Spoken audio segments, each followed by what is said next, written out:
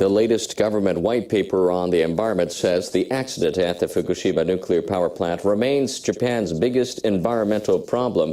In the days after the March 2011 disaster, the facility released large amounts of radioactive substances into the air. The report says it's essential to build intermediate facilities to store contaminated soil and other waste. It also says this will speed up the decontamination work and allow for reconstruction. The government intends to build the facilities near the disabled plant. The report also says determining amounts of radiation exposure is important in managing the health of residents. But the report offers a glimpse of some progress that's underway. It says prefectural officials have started training personnel to provide health consultations. The white paper also calls for moving ahead quickly with environmentally friendly programs to reconstruct the affected areas. It cites the prefecture's solar power generation program as an example.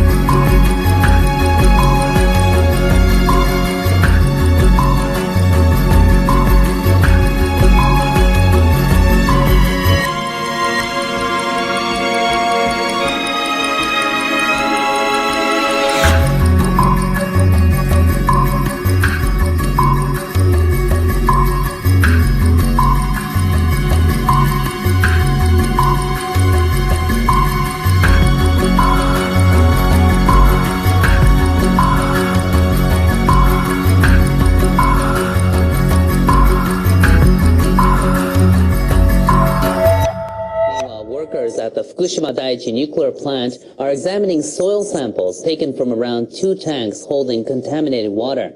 This comes after the plant operator announced that leaked water may have escaped from barriers set up around the tanks. Officials from the Nuclear Regulation Authority discovered water leaking from the tanks earlier in the week. They eventually estimated that about 4 tons of water was being held back by the barriers.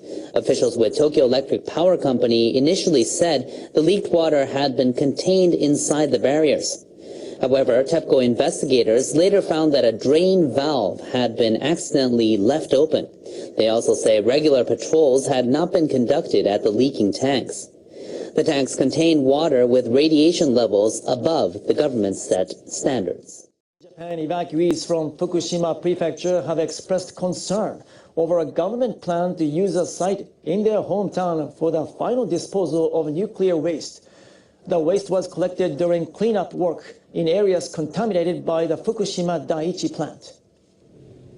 About 70 evacuees attended a briefing session on the plan on Sunday. The ministry officials explained that ash and other waste that could easily leak radioactive substances will be covered with cement at a facility in another town before being brought to Tomioka. The Environment Ministry plans to dispose of waste containing up to 100,000 becquerels per kilogram of radioactive materials at a private sector facility in the town. The officials said they will proceed with the plan while seeking the residents' understanding, but some participants expressed concern. I think getting the agreement of the residents will be difficult. Why are they doing this when we are going home? The ministry plans to hold briefing sessions for evacuees until June 15th in the prefecture and other locations.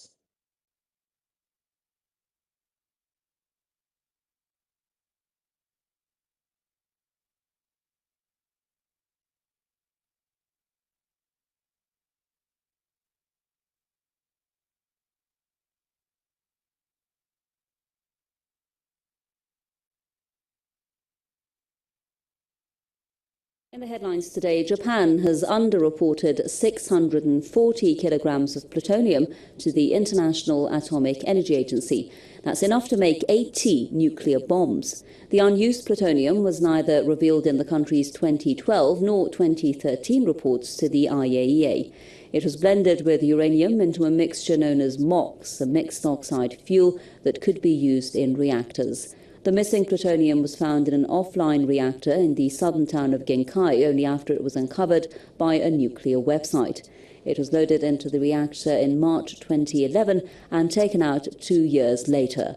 Japan's Atomic Energy Commission has argued that the plutonium is still considered being used and hence exempt from reporting to the IAEA.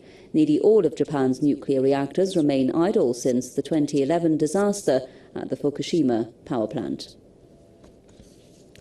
Well, Michael Penn is a journalist and political commentator with us now via Skype from Tokyo. Mr. Penn, first of all, tell us about the implications of this. How serious is this expected to become? Well, it's difficult to say how strongly the IAEA will react, especially as the IAEA has not tended to react very strongly to Japan issues in the past. But Japan is given a very unique position of monitoring itself in many respects. And this incident seems to show that Japan's monitoring of its own stocks of these sorts of materials may leave something to be desired. As the report says, this was discovered not by the IAEA or the Japanese authorities, but by a private group monitoring the Japanese stocks of plutonium. Right, and one issue that you raised there was it wasn't discovered by the IAEA. Now, doesn't that bring into question the policies of the International Atomic Energy Agency and its ability to discover something like this, for instance, here in Japan? Yes, I think it does. And in fact, I think that probably the IAEA isn't really monitoring the Japanese situation very carefully. There's kind of an assumption that Japan will faithfully implement its agreements, and it's sort of a gentleman's agreement not to work that hard on finding these things. But I do believe that this report suggests that the IAEA does need to be a little bit more conscious of what Japan is doing. And then there's the question of course, Japan's intentions here. Do you have anything to tell us about that, whether, why this nuclear website, first of all, came out with this information, and whether it can be established so early what the intentions of Japan were, as a result of keeping this amount of plutonium that can be used, we're hearing, to build 80 nuclear bombs? Well, at this point, I wouldn't infer any particular motives in terms of nuclear development, of nuclear weapons development on Japan's side. I think it's probably a mistake of the Japanese Atomic Energy Agency believing that they didn't have to report this material, but they did have to report it. And it was probably, a clerical error of rather large proportions. But at the same time, it does underline the fact that Michael Penn, journalist and political commentator with us there live from Tokyo. Thank you very much.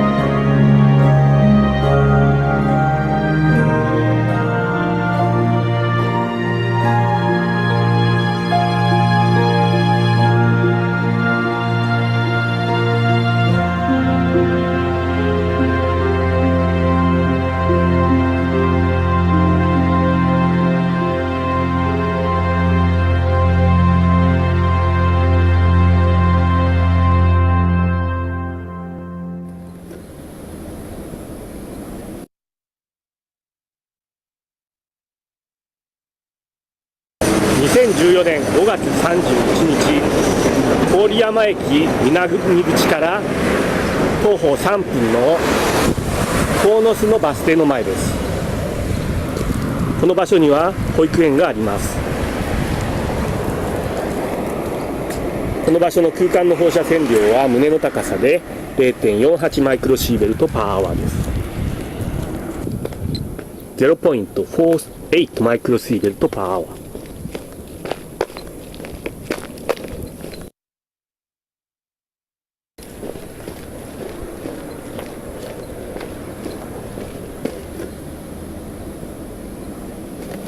モニタリングポストの値は 0.581 マイクロシーベルトパーアワーです。0.58 マイクロシーベルトパーアワー。あとモニタリングポスト。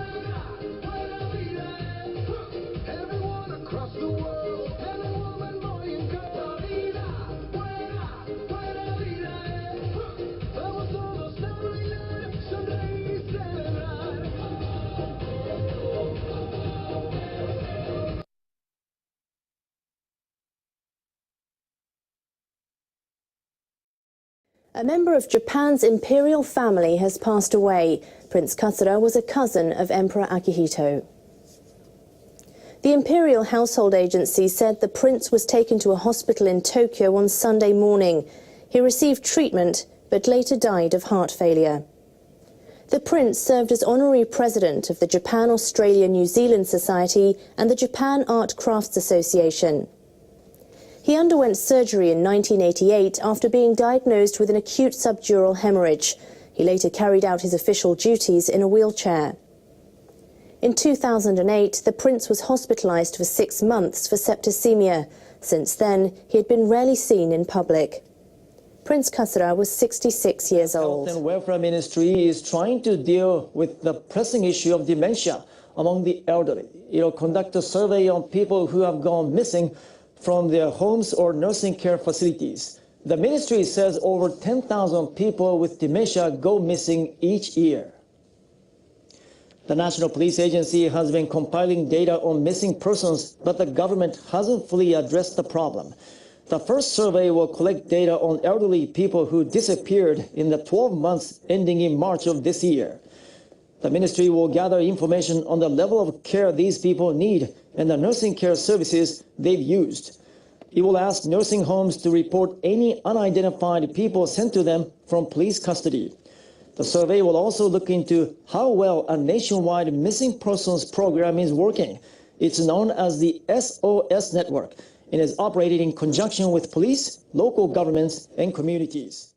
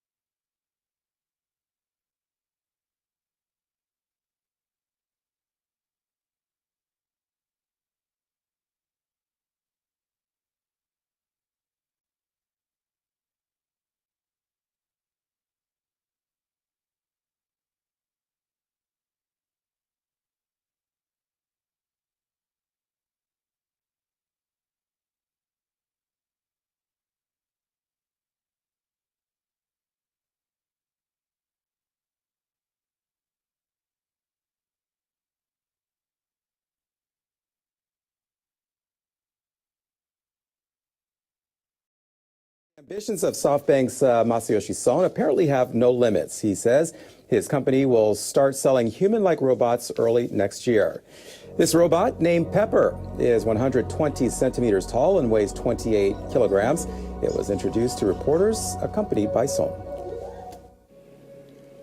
はい。はい、記者の皆さん、最高のシャッターチャンスですよ。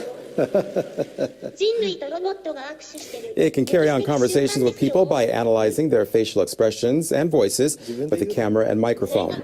The robot is linked to the internet and can answer questions about the weather as well as other subjects. SoftBank plans to use prototype robots at its stores and start selling them for about $1,900 next February. As we've been reporting, Japanese and U.S. negotiators are trying to make some progress in talks on the Trans-Pacific Partnership Free Trade Deal. People in Japan's food sector are trying to become more competitive on the international market. Some are adapting methods used by a Japanese car manufacturer. NHK World's Takeo Baba reports. This greenhouse is owned by a nursery in Daiichi. Toyota's headquarters are also located in the same prefecture. The facility produces 2.5 times more tomatoes than an average one. Its system was developed by a company that provides electrical parts to Toyota. It uses technologies from car air conditioners and other mechanical control systems. This sensor detects temperature and humidity. If the humidity is too low, the system knows what to do. When the temperature is too high, the sunlight is restricted. Everything is fully automatic.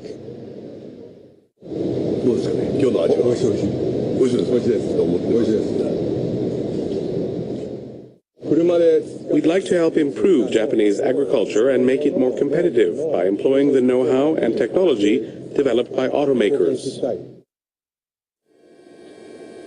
Technologies in Toyota's products are even applied to Japan's staple food crop, rice. Kiharu Yagi represents an agricultural corporation. He grows rice on 80 hectares of rented farmland. Checking every rice paddy used to take a lot of time because they are scattered around 2,000 different locations. So he adopted Toyota's labor management system. At Toyota factories, electronic bulletin boards show details of all work in progress. The information is displayed where anyone can see it. The company supervisors monitor all operations from a personal computer. The location of the rice fields, the name of the person in charge, and the details of the work can all be seen at a glance. If the farmers follow the directions transmitted via the computer, they work efficiently.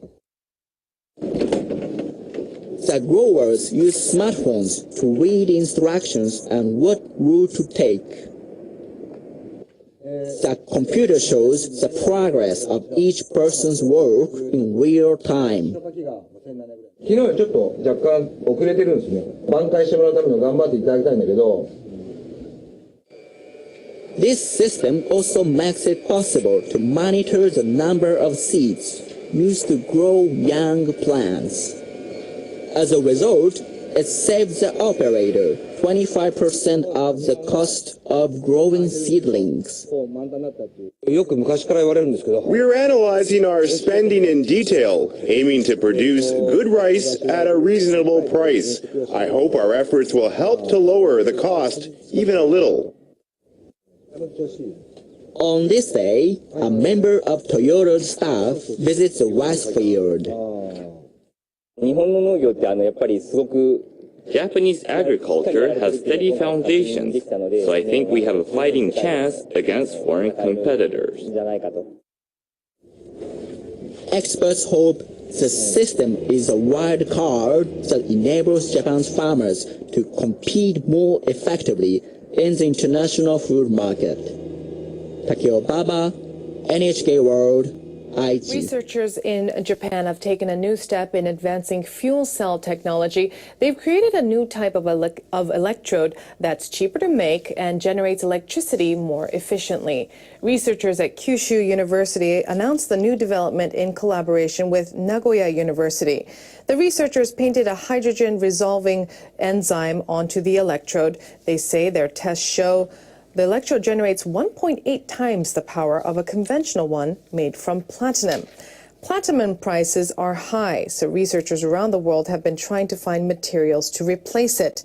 The lead researcher says their electrode is less than half the cost of a platinum one. We have confirmed that power generating capability is possible for at least 12 hours. We expect to be able to produce fuel cells without platinum in the near future and be ready when platinum supplies dry up. Experts say problems such as durability still have to be resolved before the new electrode can be put to practical use. From the Deep has been thrilling moviegoers for decades. Godzilla made his screen debut in 1954. A Japanese artist has just completed a monster-sized painting to mark the anniversary. Whoa! Filmmakers and actors gathered at a studio in central Tokyo is the birthplace of Godzilla series. They celebrated the unveiling of the giant mural. Japanese artist Masao Hanawa spent 3 months working on the piece. It's 14 meters high and 17 meters wide. Toho released the first Godzilla movie 6 decades ago. The well-known monster has starred in 28 films produced in Japan. Gareth Edwards filmed the Hollywood version of Godzilla that opened in the U.S. last month. It's just fantastic. I'm very honored. It's a phenomenal piece of work. The new Godzilla has become one of the year's blockbusters. Japanese fans can see the film here next month. 2 residents of Nagasaki have been updating a document that tells the story of their city's tragic past. They've been adding names to an official list of atomic bomb victims. City officials started the list nearly 50 years ago to honor those killed by the bomb and those who died later after struggling with the fallout. Takako Morita and Mihoko Hama wrote the names, ages, and other details of people who were in Nagasaki on August 9, 1945, and passed away in the last year. Both women have parents who experienced the bombing. I will write the names of the victims while thinking about their anger and sorrow. I will also pray for their souls and forward peace. The list now contains more than 160,000 names. The women will keep updating it until early August. Then it'll be placed inside a cenotaph on the anniversary. The U.S. Deputy Secretary of State is preparing to sit down with negotiators from Iran. William Burns will lead the latest effort to break an international deadlock over Tehran's nuclear program. Burns will meet with the Iranians on Monday in Geneva. The sides are trying to work out a deal before a July deadline. Delegates from the US, Russia, China, Britain, France and Germany have spent years negotiating with their Iranian counterparts. They want to ensure Tehran doesn't use its nuclear technology to develop weapons of mass destruction. The sides disagree on how many centrifuges should be allowed for Iran's 2 uranium enrichment facilities. They are also arguing about a heavy water reactor being built in the western city of Arak. Iranian officials want to press on with construction. Intelligence officials in the United States are joining the world of social media. They've launched official accounts on Twitter and Facebook. Officials at the Central Intelligence Agency started a Facebook page this month, and they began tweeting on Friday. The first message showed they have a sense of humor. They wrote, "We can neither confirm nor deny that this is our first tweet." The account has already won hundreds of thousands of followers. CIA Director John Brennan said he hopes the agency can develop a closer relationship with the public, and he says social media can help provide information about its mission and history. The launch comes at a time of growing public distrust in government intelligence agencies that follows revelations last year of massive online data gathering by agents with the National Security Agency.